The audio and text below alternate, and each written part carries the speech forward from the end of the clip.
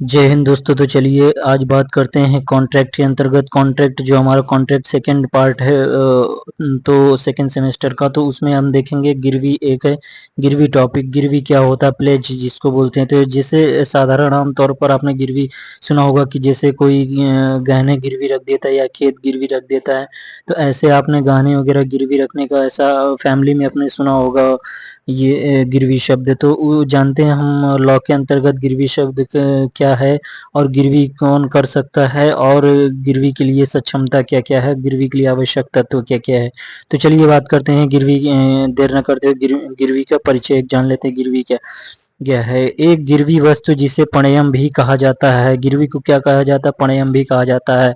जमानत का एक रूप है जिसमें माल को ऋण के पुनर्भुगतान के लिए सुरक्षा के रूप में वितरित किया जाता है। भारतीय संविदा अधिनियम 1872 आईसीए यानी कि इंडियन कॉन्ट्रैक्ट एक्ट की धारा 172 किसी वस्तु को गिरवी रखने से संबंधित है। यानी कि गिरवी शब्द के जो इसमें बात की गई है वो धारा 172 में है। आईसीए में, भारतीय संविदा अधिनियम में 1872 में आईसीए की धारा 172 क्या कहती है कि इस धारा के अनुसार ऋण के भुगतान या वादे को प्रदर्शित करने के लिए सुरक्षा के रूप में माल की जमानत।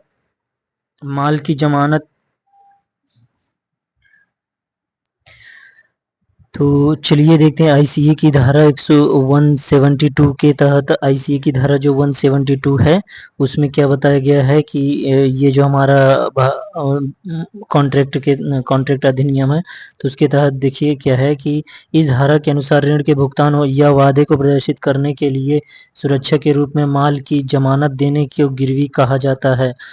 इस मामले में उपनिधाता को पणयमकार कहा जाता है। उपनिहति जो होता है को पणयमदार कहा जाता है। यानी कि जो जो उपनिधाता होता है, जो कॉन्ट्रैक्ट को करता है, उसको कॉन्ट्रैक्ट करता है, वो उपनयन पणयमकार कहा जाता है। और जो उपनिहिति होता है उसको पणयमदार कहा जाता है। ये उपनिहिति और ये उपनिधाता, ये जो है इसके लिए अलग से सेपरेट वीडियो बना है, आप देख लीजिएगा। तो चलिए आगे बात करते हैं। जैसे इसमें देखते हैं हम कि एक उदाहरण है, ए बी को 5,000 रुपए उधार, ए बी से 5,000 रुपए उधार लेता है और ऋण के भुगतान के लिए सुरक्षा के रूप में एक कंपनी के 500 शेयर वितरित करता है। शेयरों की जमानत गिरवी रखी जाती है। यानी कि जो शेयरों की जमानत है वो गिरवी रखी है। 500 शेयर उसको दे दिया और 5,000 रुपए ले लिया उससे, और अपना 500 शेयर जो है उसको उसके जमानत के तौर पे गिरवी रख दिया। अब क्या होगा कि जब वो 5,000 रुपए फिर से उसको लौटा देगा, वो ऋण का भुगतान कर देगा, यानी कि जब उसके पास हो जाएगा 500 रुपए, तो फिर वो अपने शेयर को ले सकता है, जो अपना 500 शेयर है। चलिए आगे देखते हैं। गिरवी की परिभाषा डेफिनेशन दी गई है, जो कि ओरिजिनल डेफिनेशन है कि गिरवी रूपी समव्यवहार नहीं, गिरवी रूपी समव्यवहार एक से ये नहीं, हटा दीजिए, नहीं शब्द नहीं है। और एक गिरवी रूपी समव्यवहार एक उपनिधान का ही एक रूप है। भारतीय संविदा अधिनियम 1872 की धारा 172 में इस प्रकार परिभाषित किया गया है। क्या परिभाषा इसकी है? अब मेन डेफिनेशन आई है। किसी ऋण के संदाय के लिए, या संदाय मतलब आप जान रहे होंगे डिलीवरी के लिए, या किसी वचन के पालन के लिए प्रतिभूति के तौर पर माल का उपनिधान गिरवी कहलाता है। इस दिशा में उपनिधाता जो होता है पणयमकार कहलाता है और उपनिहिति जो होता है पणयमदार कहलाता है। Bailment of goods security for payment of a डेब्ट और performance of a promise is called pledge कहा जाता है। चलिए, The baler is in the case called pawner. The bailey is called the पावनी। अभी जैसे पणयम और पणयमकार के बारे में हमने बात किया, वही चीज है। तो आगे देखते, इस प्रकार इसमें माल का उपनिधान प्रतिभूति के तौर पर किसी ऋण के संदाय के लिए किसी वचन के पालन के लिए किया जाता है। पक्षकार पार्टीज, गिरवी रूपी समव्यवहार के दो पक्षकार होते हैं। फर्स्ट नंबर पणयमकार या गिरवी करता पावनार एवं पणयमदार या गिरवी ग्राही पावनी। माल का उपनिधाता पणयमकार या गिरवी करता एवं उपनिहिति पणयमदार या गिरवी ग्राही कहलाता। अब माल का उपनिधाता, ये आप गिरवी ग्राही गिरवी करता यानी कि जो गिरवी कर रहा है उसके लिए पणयमदार यूज किया गया है। गिरवी के आवश्यक तत्व क्या क्या है? Essential element of pledge. पहला नंबर है कि चल संपत्ति होना चाहिए। किसी गिरवी गिरवी के लिए चल संपत्ति अर्थात जंगम मूवेबल होना आवश्यक है। किसी अचल अर्थात स्थावर इमूवेबल संपत्ति से प्रोद्भूत होने वाले लाभों को गिरवी नहीं रखा जा सकता है, क्योंकि ऐसा लाभ ना तो जंगम संपत्ति होती है और ना माल ही होती है। संपत्ति कि गिरवी के समय अस्तित्व में होना अनिवार्य है। अब इसमें देखते हैं, अभी हमने चल संपत्ति के बारे में बात की कि चल संपत्ति होना गिरवी रखने के लिए जरूरी है। अब चल संपत्ति क्या होता है? ऐसी संपत्ति जो मूवेबल हो, जो एक जगह से दूसरी जगह आसानी से उसको ले जाया जा सकता है, उसे चल संपत्ति कहते हैं। जैसे आभूषण हो गया, तो इसमें हम आभूषण को, जैसे गहने वगैरह होते हैं तो उसको हम गिरवी रख देते हैं, तो ये क्या है? चल संपत्ति है। लैपटॉप हो गया, फैन दिया गया है, और वाहन कोई गाड़ी वगैरह है जैसे मोटरसाइकिल वगैरह है, तो वो एक चल संपत्ति के अंतर्गत आता है, क्योंकि ये मूवेबल है, एक जगह से दूसरी जगह हम ले जा सकते हैं। अचल संपत्ति देखते हैं, अचल संपत्ति क्या होती है? कि ऐसी संपत्ति जो एक जगह से दूसरी जगह नहीं ले जाई जा सकती, उसे अचल संपत्ति कहते हैं। इसमें क्या आता है? जैसे घर हो गया, कारखाना वगैरह आ गया इसमें, तो ये अचल संपत्ति होता है जिसको हम एक जगह से दूसरी जगह नहीं ले जा सकते। अब देखते हैं दूसरे नंबर की आवश्यक तत्व में क्या है कि संपत्ति के परिधान की संविदा का होना। गिरवी रखी जाने वाली वस्तु का परिधान एक संविदा के अधीन किया जाना चाहिए, लेकिन यह आवश्यक नहीं है कि वस्तु का परिधान गिरवी की संविदा के साथ साथ ही किया जाए। यह संविदा के पूर्व या पश्चात भी किया जा सकता है, यानी कि जो गिरवी का परिधान किया जा रहा है संविदा के अधीन किया जाना चाहिए। लेकिन मतलब क्या है कि यह आवश्यक नहीं है कि जो परिधान किया जा रहा है, जो परिधान किया जा रहा है, डिलीवरी डिलीवरी किया जा रहा है, तो ये नहीं है कि उसी समय किया जाए। ये क्या होता है कि पूर्व भी कर सकते हैं और उसके बाद भी कर सकते हैं संविदा के। चलिए आगे देखते हैं। एक केस है इसमें, सुनील कुमार गुप्ता बनाम Punjab and Sind bank AIR 2006 का उत्तरांचल का एक केस है। अभी निर्धारित किया गया है कि गिरवी के लिए माल के कब्जे का परिधान ऋणी द्वारा ऋणदाता को किया जाना आवश्यक है। यदि माल का भौतिक कब्जा ऋणी के पास रहता है तो उसे गिरवी का समव्यवहार नहीं कहा जा सकता है। थर्ड नंबर माल के कब्जे या माल के स्वत्व हक के दस्तावेजों का परिधान। हक इसमें बताया गया है कि माल के कब्जे का वास्तविक परिधान किया जाना भी आवश्यक है, यानी कि उसका पेमेंट किया जाना आवश्यक है। डिलीवरी किया जाना उसका आवश्यक है। यह वास्तविक अथवा आणविक अन्वयिक यानी कि कंस्ट्रक्टिव भी हो सकता है, वास्तविक भी हो सकता है और आणविक यानी कि रचनात्मक भी हो सकता है, कंस्ट्रक्टिव। चलिए आगे देखते हैं। यहाँ यह उल्लेखनीय है कि गिरवी के सृजन के लिए स्वत्व का अंतरण आवश्यक नहीं होता है, कब्जे का सामान्य परिधान मात्र पर्याप्त है। कब्जा माल के स्वत्व के दस्तावेज सौंपकर भी किया जा सकता है। आप समझ गए होंगे।